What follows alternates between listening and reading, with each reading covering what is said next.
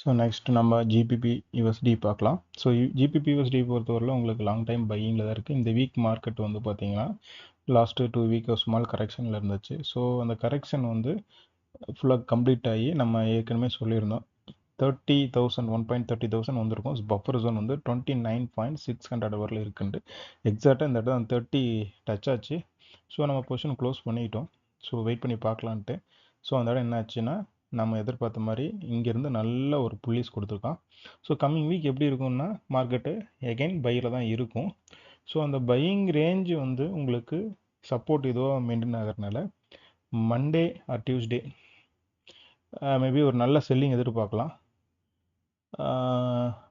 Expectation வந்து உங்களுக்கு again GBP USD 1.30,300 expect பண்ணலாம். 300 to 400 ரேஞ்சு நம்ம எக்ஸ்பெக்ட் பண்ணலாம். Again buying zone. So Monday market நீங்கள் இந்த ஹை பஃபர் ஜோன் நம்ம இங்கே போட்டிருக்கோம் பாருங்கள். இந்த ரேஞ்ச் எக்ஸ்பெக்ட் பண்ணுறேன்.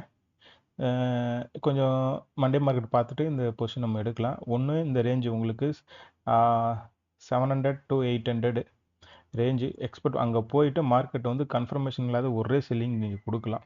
ஹெவியான ஒரு ஃபால் நடக்கும்.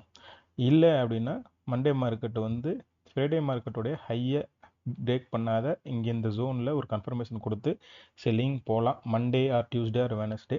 ஸோ கன்ஃபார்ம்டாக மார்க்கெட்டு ஒரு ஸ்மால் கரெக்ஷன் இங்கே வரும். ஸோ 100% நான் எக்ஸ்பெக்ட் பண்ணுறேன். ஸோ வெயிட் பண்ணி பார்ப்போம். செல்லிங் அண்ட் அகைன் இங்கே பையிங். ஸோ வெயிட் பண்ணி பார்ப்போம். தேங்க்யூ.